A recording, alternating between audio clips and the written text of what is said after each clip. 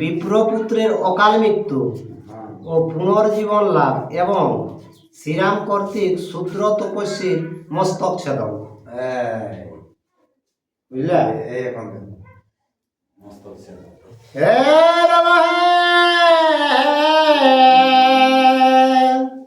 আরে অযোধ্যায় রাজা রাম ধর্মেতে তৎপর, অকাল মরণ নাই রাজ্যের ভিতর। কে ভগবান যেখানে রামচন্দ্র নিজে থাকবে সেখানে অকালে কেউ মৃত্যু হবে না। অযোধ্যায় যে রাজা আলাদ তো অকল রাজ্যে কোনো জীবে কোনো কষ্ট নাই, সব জীব শান্তি থাকছে আর অকালে মরণ নাই, মানে যে বয়স্ক হবে তবে মরবে। অকস্মাৎ এক বিপ্র আইল কান্দিয়া, মৃত এক শিশু পুত্র কোলে করিয়া। অকস্মাত্র এক ব্রাহ্মণ অকর ছোয়া মরে গেল, সেটা কোরআনে লিখে আর রামের পাশে আনি গেল। আর 5 বৎসরের মৃত পুত্র তার কোলে, শ্রীরামের দ্বারে আসি কাঁদে উচ্চরণে। ছোয়াটার বয়স 5 বছরের, তো 5 বছরের শিশু মরাটা লিখে আর দ্বারে লিখে খুব জোরে কাঁদে। আর ধর্মের সংসার মর পাপ নাহি করে, অকস্মাৎ পুত্র সকে হের কেন পুড়ে মরে। আমি তো কোনো পাপ করি নাই, যতটুকু করেছি ধর্মই করেছি, তো এ পুত্র সকে কেনে পুড়ে মরিবে। আর না করেন রাজ্য চর্চা রাম রঘুবর, ব্রহ্ম সাপ দিব আজি রামের উপর। তো রাম রাজা হয়ে কোনো এ পর্যার কোনো চর্চা করে নাই, তাকে আমি অভিশাপ দিব আমার পুত্রটা মরার। আর কি পাপে মরিল পুত্র কিছুই না জানে, পুত্র কলে করে কাঁদে ব্রাহ্মণ ব্রাহ্মণে। তো কে কোন পাপে আমার পুত্রটা মরল, সেইটা করাইলে লেখে ব্রাহ্মণ 2 লোকে কাঁদব। আর বৃথা গর্ভে ধরি পুত্র 5 বর্ষ পুষে, অকালে মরিল পুত্র রাম রাজ্যে বসে। আমি গর্ভ ধারণ করে 5 বছর পুষেলে, আর এই রাম রাজ্যে থাকিলে পুত্রটা আমার মরে গেল। আর পিতা মাতা রাখি পুত্র ছাড়ি গেল কোথা, কোন দোষে মূল্য পুত্র প্রাণে দিয়া ব্যথা। তো বলছে আমরাকে ছাড়িলে পুত্র কোথা গেল, এই প্রাণ গিলাই ব্যথা দিয়ে কে আর কোথা গেল। আর অধর্মীর রাজ্য হয় দুর্ভিক্ষ মড়ক, কর্ম দোষে সেই রাজ্যে ভুঞ্জ নরক। তো এই রাজ্যে থাকিলে কে কর্ম দোষে মানুষে নানা রকম ভোগ গিলা নিজে করতে করে। আর অকালে মরে পুত্র শ্রীরামের রাজ্যে, নয় অন্য দেশে যাব এই রাজ্য তোরে। তো রাম রাজ্যে থাকিলে অকালে যখন শিশু মরল, তখন এই রাজ্যটা ছাড়িলে অন্য রাজ্য আমরা যাব। আর এত বলে স্ত্রী পুরুষে ভাসে অশ্রু নিরে, লক্ষণ 70 জন রামের গোচরে।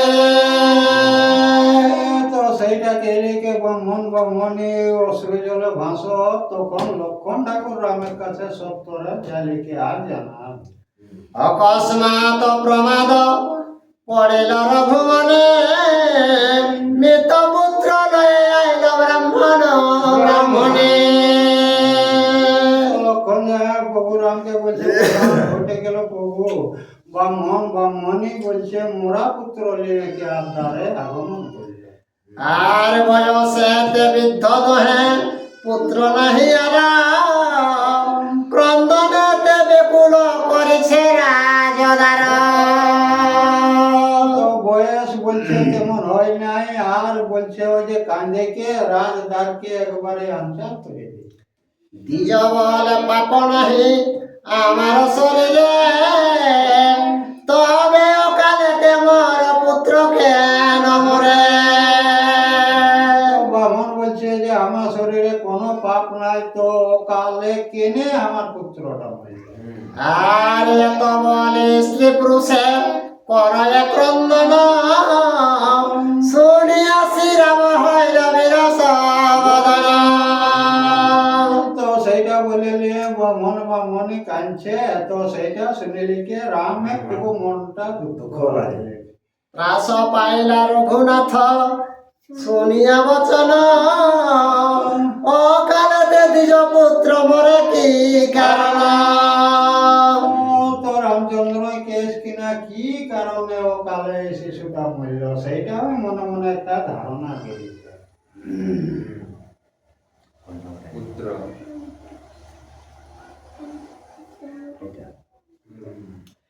আর পাত্র মিত্র সভাসদ করে হাহাকার, রামের আজ্ঞাতে সবে হইল গুসার। তো রাম যখন হাহাকার করে তখন পাত্র মিত্র সবে ওরকম হাহাকার কেলে কে আর রামের সামনের দিকে সব বাস হলা।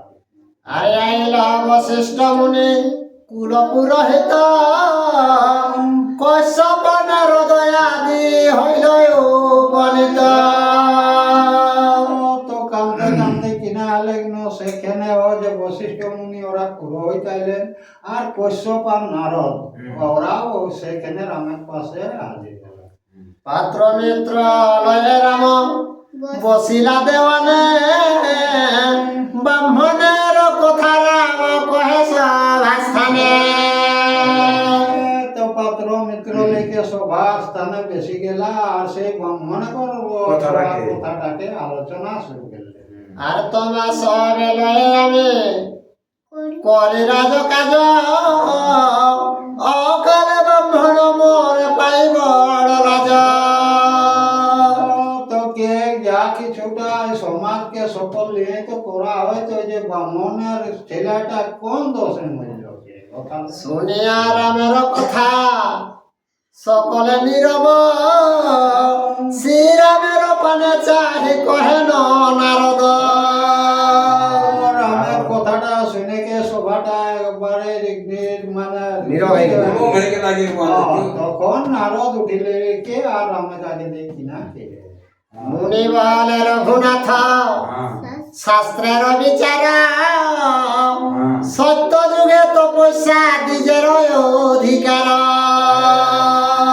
তখন নারদ কে হে প্রভু শুনো, বলছে ব্রাহ্মণদের সত্য যুগে ওই যে যজ্ঞ ফজ্ঞ করার অধিকার ছিল। পয়সা করার অধিকার। ত্রেতা যুগে তপস্যা ক্ষত্রিয় অধিকার, দাপরেতে তপ করে বৈষ্ণব বিচার।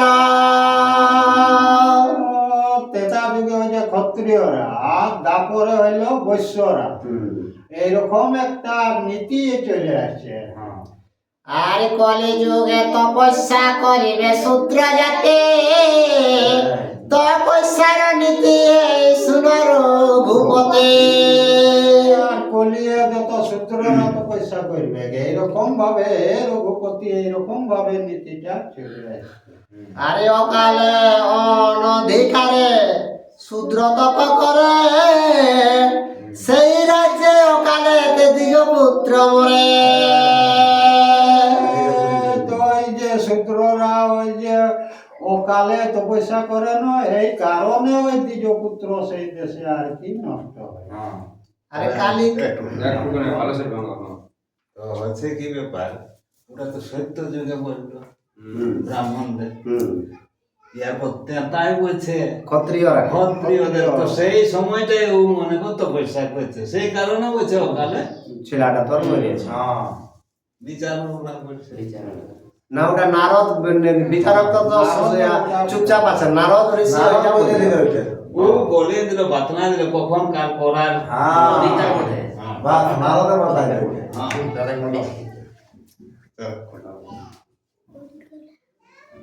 আর কলিকালে শূদ্রয়ার পতিহীন নারী তপস্যা করিলে সৃষ্টি নাসিবারে পারে। তো এই যে বলে কালে বিধবা যে সেই ওরা তপস্যা করে, তো মনে কর কি করছে সৃষ্টিটাকে মনে কর নাশ করার জন্য। আর অকালে করিলে তপ ঘটায় উৎপাত অকাল মরণ রে কি সুনার গুণাথ। তো তখনকার যেটা বলে সেটা নাই, অকালে যদি করতে যাস তো নাই মরবে তো কি হবে? ওইটা বললো না আর না মরে তোমার পাপে দ্বিজের কুমার তপস্যা করিছে কথা শূদ্র দুরাচার।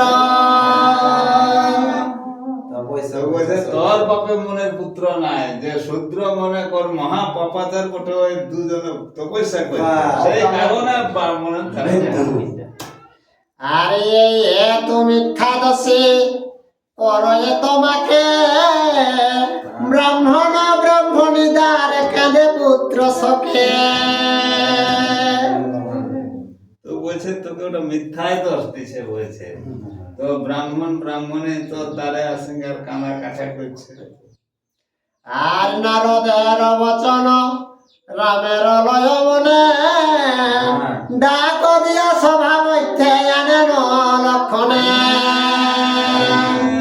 সেই নারদের কথাটাকে পছন্দ করলো, তখন কি করলো সেই সভার মধ্যে মনে কর তাকে ওই লক্ষণে ডাকিয়ে আনলো। পাত্র মিত্র লয়ে ভাই বয়স বিচারে প্রিয় বাক্যে ব্রাহ্মণের রাখো দুয়ারে। তো সকলে ভাই লক্ষণ বলছে পাত্র মিত্র নিয়ে বৈশ আর ওই ব্রাহ্মণকে দুয়ারে ডাকো বলছে। আর যাবত নাই আসি আমি করিয়া বিচার তাবত রাখিও দিজে না ছাড়ি হদার। ওই বিচারটা করে না আসা তো বলছে ছাড়িস না তোরা, উধারে বিচার হচ্ছে না, ভিতরে। বিচারে কি হবে সেই ফয়সলাটা নিয়ে না যাবে, তারপরে ওকে ছাড় দিবে না কি করবে। বাঁচান দিবে।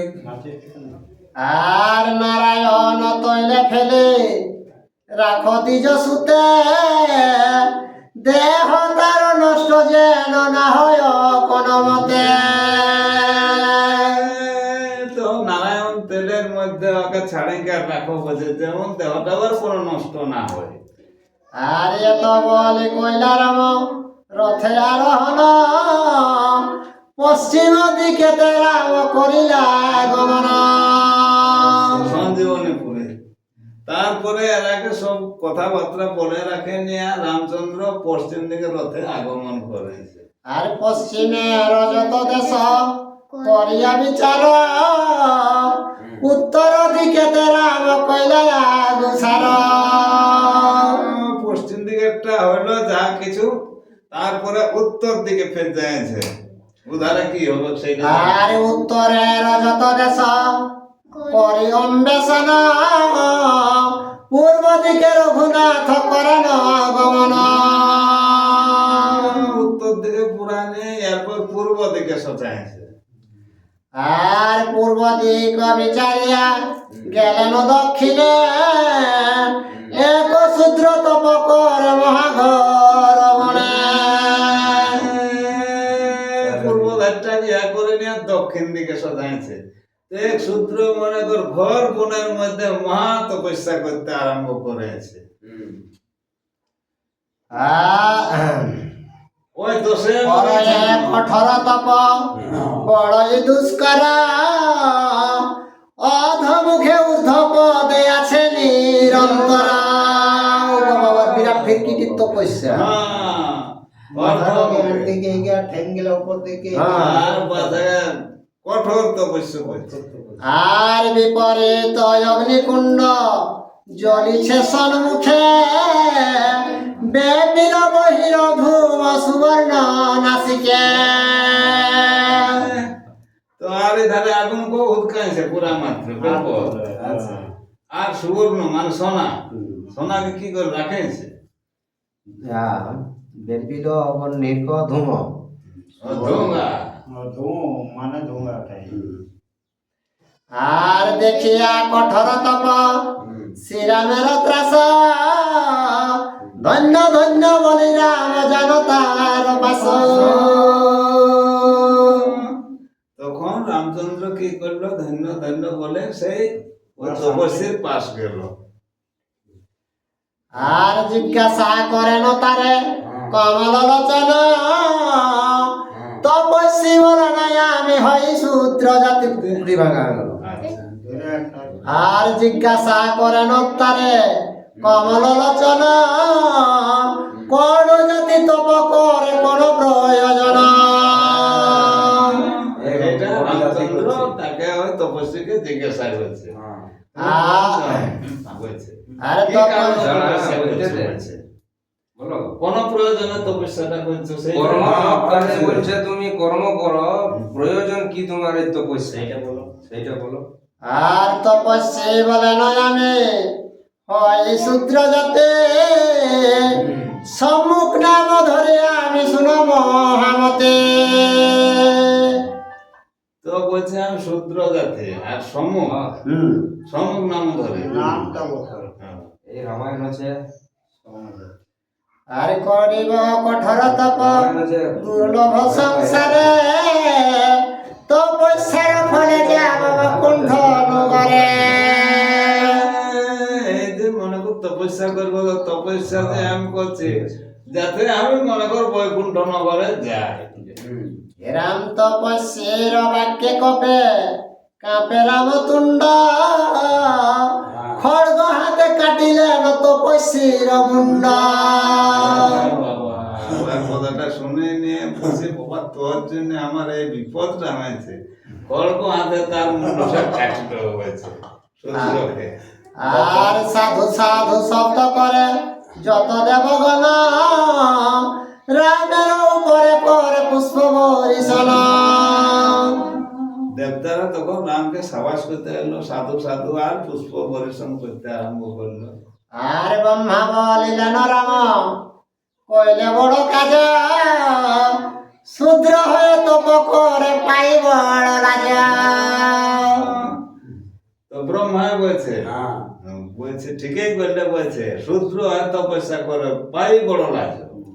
আরে রামে তুষ্ট হয়ে ব্রহ্মা বলতে হেন তখন, মনোনীত বড় মানিল হতে এখন।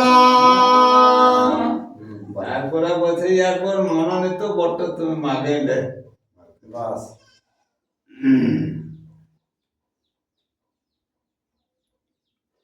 শ্রীরাম বলেন যদি দিবে বরদান, তব বরে দিয়েছেন ব্রাহ্মণ সন্তান। বাস বাস ওরা সন্তুষ্ট ইয়ার কাজটাই যখন হইল রামেরটাই ব্রহ্মদেব, তখন বলছে যখন সন্তুষ্ট হলে আমাকে বরেই দিবে। তবে এই যে মনে করে যে একটা ব্রাহ্মণ নন্দনটা যেমন বাঁচো।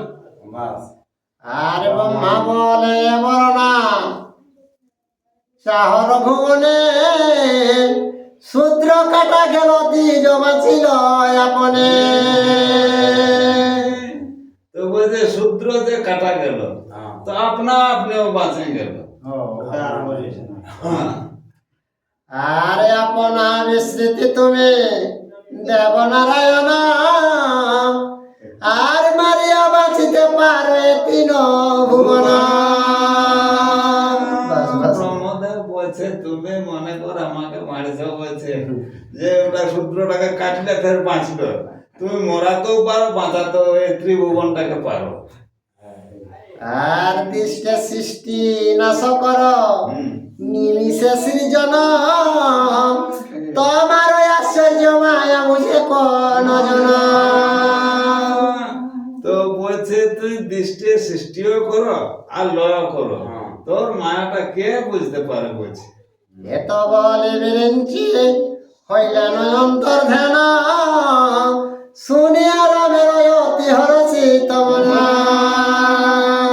ওইটুকু বলে নিয়ে আর ব্রহ্মদেব মানে অন্তর্ধান হইল, সেটাতেই আরো আনন্দ হইল। রানী এখানে বাঁচিয়াই উঠে দ্বিজের কুমার, দেখি শোভা সদল লাগে চমৎকার। দুই ধারে ব্রাহ্মণ সন্তান মনকর পাঁচে বলে তো সভাসদ যেমন তারা খুব আনন্দিত পাইল। ভরত লক্ষণে কহে দ্বিজ গেল ঘর, রঘুনাথে আশীর্বাদ করিয়া বিস্তার। ভরত আর লক্ষণকে বরে নিয়ে দ্বিজ সন্তান বাঁচল, তখন রামচন্দ্রের আশীর্বাদ করে নিয়ে ওরা। আর হইল রামের হাতে তপস্বী বিনাশ, স্বর্গ বিমানেতে চড়ি গেল স্বর্গবাসা। শূদ্র যে রামের হাতে মরল, স্বর্গে একবার বিমানে চড়ে আর চলে গেল। বৈকুণ্ঠ হয়ে গেল। আর ব্রহ্মার বচন শুনে শ্রীরামের হাস, রচিল উত্তর কাণ্ড কবি কৃত্তিবাস। জয় শ্রীরাম।